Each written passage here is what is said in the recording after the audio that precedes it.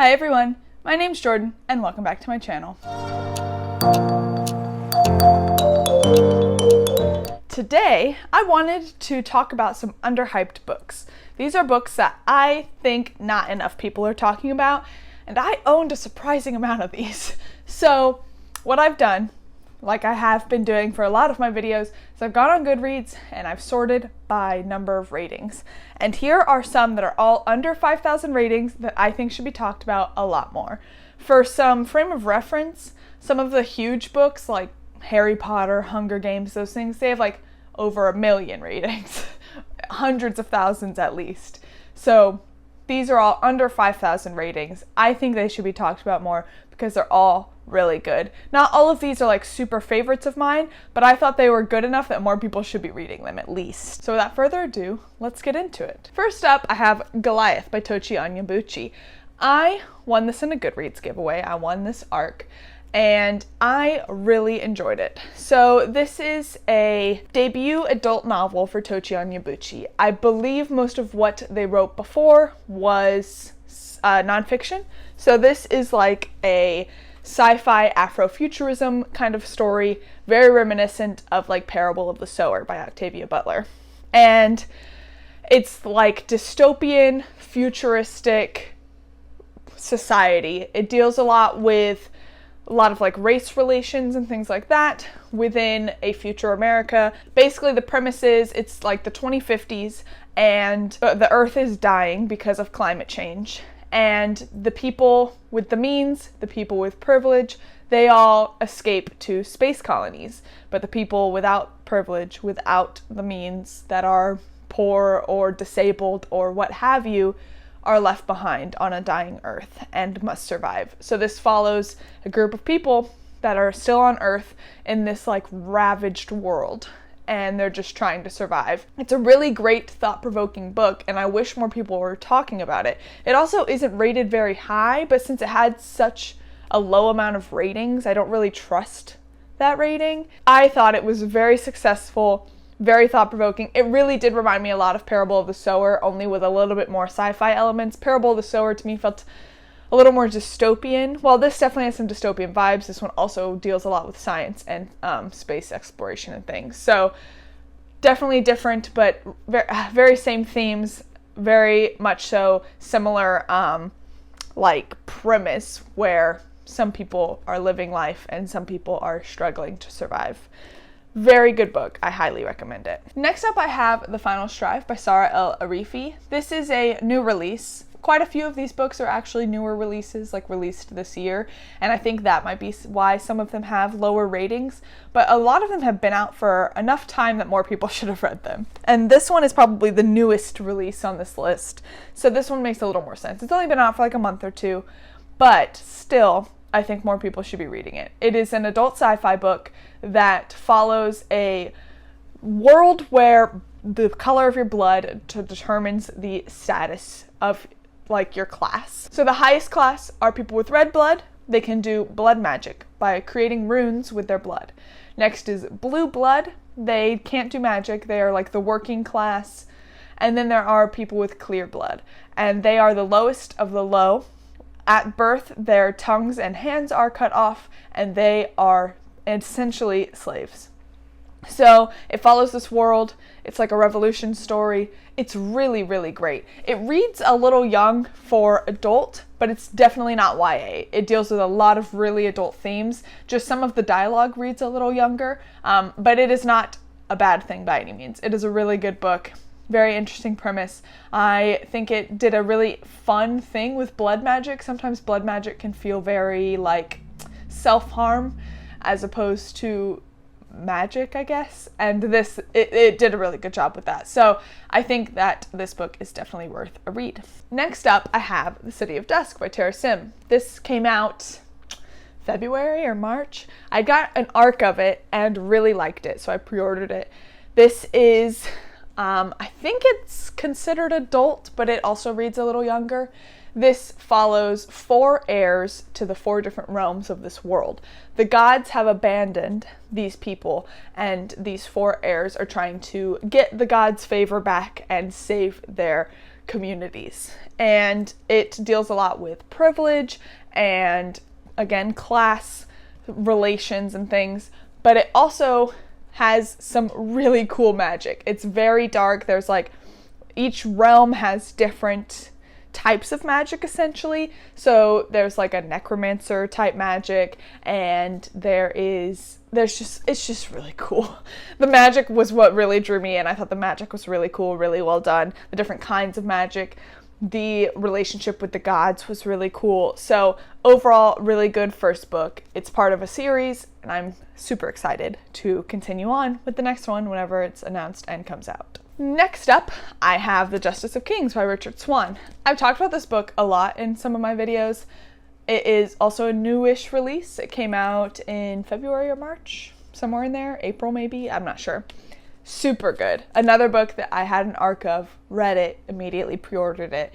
Cover, super pretty. So this follows a very expansive fantasy world, and there is this justice, and well, there's multiple justices, but we follow one justice, and him and his two assistants basically are traveling the countryside. They stop by a town and they mete out justice for whatever is happening in that town, and then they move on to the next town. And the justice has some different abilities that allow him to basically compel the truth from people. In the most extreme of circumstances, he can raise the dead to ask them questions about what has happened. Basically, a lot of people are pretty scared of them for obvious reasons, but also really respect them. However, they are dealing with some religious uprisings. They're really far out into the countryside, and they hear that there is some stuff going on back in the capital. But the justice says that they must finish what they came here for, and then they will go to the capital. And the way this book ends was wild. Also, the characters were all really well written, very entertaining to read about, very well written for I believe this is a debut novel, and for a debut novel, this book is phenomenal. I highly recommend. The world is very atmospheric. The characters are all incredibly well written. The two assistants are phenomenal to follow, and the story's just really cool. There's kind of like a murder mystery in there, which I'm normally not a huge fan of, but it's really well done. There's like cult, a religious fanatic kind of storyline, which I normally always really love. So very good book, highly recommend. More people should be reading this. Next up is one that absolutely rips my heart to shreds, and that's Flamefall by Rosario Munda. I talk about this series all the time. This is the second book in the Aurelian Cycle series, first one being Fireborn. The third book comes out in 2 days from me filming this, comes out on August 9th. And I am salivating for it. I am so excited, and it breaks my heart that more people are not reading this. I've talked about it enough. Like, all of my subscribers should be reading this book right now. Like, that is my purpose on this planet, is to get you to read this book, essentially. So, this series is a YA fantasy series, but as I say whenever I talk about it, please, if you don't read YA, don't let the fact that this is YA keep you from reading it, because it does not follow the same tropes as normal YA books, and the politics in it are phenomenal. But it follows it follows like a revolution. It follows these two children as they get older, become dragon riders, like there's dragons. Flamefall ripped my heart apart, and I recently saw Piera Ford reading the third one, the new one, Fury Song. She got an arc, and she almost DNF'd the book at 70% because she was crying so much. So I'm incredibly nervous to continue on, but I will be reading it as soon as it gets here. I'm currently reading Best Served Cold, and I'm hoping I'm finishing that book up as I'm getting Fury Song. Normally, when I pre-order a book, it gets here like the Monday after it comes out, normally. So I think that will give me plenty of time to finish Best Served Cold and move on to Fury Song, because I am so excited and so very scared for it. Anyway, criminally underrated. Go read this series. Next up is a book/series I've been talking about a lot because I'm in the middle of it, and that is Howling Dark by Christopher Racchio. This is the second book in the Sun Eater series, the first one being The Empire of Silence. And this book was wild. I just recently finished it, and it went off the rails in the best way, More people should be reading this series. If you're a big fan of sci-fi, like, go pick up this series. Not enough people are talking about it because this series is phenomenal and is up there with some of the best sci-fi of all time. And only really booktubers are talking about it. I don't see it really outside of that circle. This needs to be broadcast like as an emergency thing on the news or something. Like, everyone should be reading this. If you like epic sci-fi, this is the story for you. If you like Name of the Wind, it's similar storytelling devices as Name of the Wind. If you like Dune, very political like Dune, worth the read. Next up, I have another kind of newer series, but this is not a very new release. I think it came out last year. And that's The Bone Shard Emperor by Andrea Stewart. I know that Kyle does not like this book very much, but I really love this story. It is an adult fantasy series that I believe the third one is coming out next year, I think. I think she finished writing it recently. I'm not 100% sure. I know I don't have it pre-ordered yet, so maybe it hasn't been announced. But this is a story that is it's got like animal companions, it's got pirates, it's got magic, it's got politics. It's so good. The magic system is one of the coolest magic systems I've ever read. It's basically like they make constructs using the bones of humans, and they basically like write instructions for the construct on the bone shards, and then they put the bone shards inside of this construct, and that's what informs it on what it should be doing.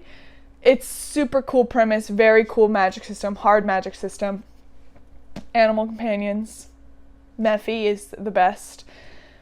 Very, very good series. I'm loving it so much. I'm very excited for the third one, and I think more people should be reading it. I think it's great. Last but not least is a series I was actually very surprised to see on this list because some of these books I understood. They were newer releases or they're just really big in the booktube community, but this series I thought was big everywhere, and I guess it's not, and that is The Hunger of the Gods by John Gwynne. This is a newer release, so that is understandable, but I really thought that this was like a huge series. Like, I thought everyone was reading it, and I guess not. This is like a Norse-inspired fantasy story that starts with The Shadow of the Gods. This is the second book in the series, and they are just phenomenal. The characters are so well written. Shadow of the Gods didn't hit for me as well as it did for some other people, but I was still very interested in reading the sequel, and I'm glad I did because it was great. One of the best books I've read this year, definitely in the top 10 so far. I highly recommend. Also, the cover is stunning. And I feel like it's talked about so much in the book community. I see it on Bookstagram, I see it on BookTube. Everyone talks about it, but I didn't realize that it was not actually read that much. Like, it had less than 5,000 ratings, so not many people have read this yet. And again, it did come out this year, but I was still very surprised. I thought more people were talking about it, but that's what happens when you're immersed in a book community. Everyone's reading very similar books. I feel like this one, a lot of you have probably read because, again, the book community is talking about this book. I think it's just not getting out of the book community yet. So I hope it does, or I hope that this one just hasn't had as many readers because it's a newer release. That's my hope. Anyway, if you haven't read this series, I definitely recommend it. So actually, that is all of the books that I really enjoyed that were under 5,000 ratings on my read list.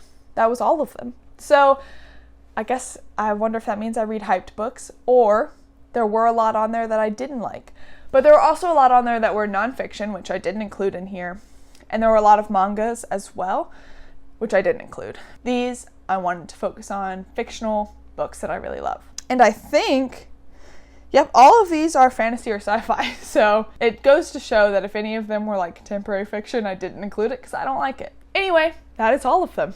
If you liked this video, please like, comment, and subscribe.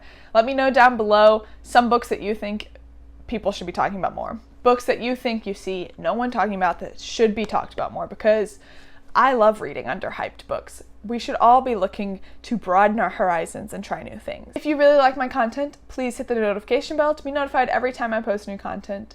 As always, your support means the world to me. Thank you guys for watching. Until next time.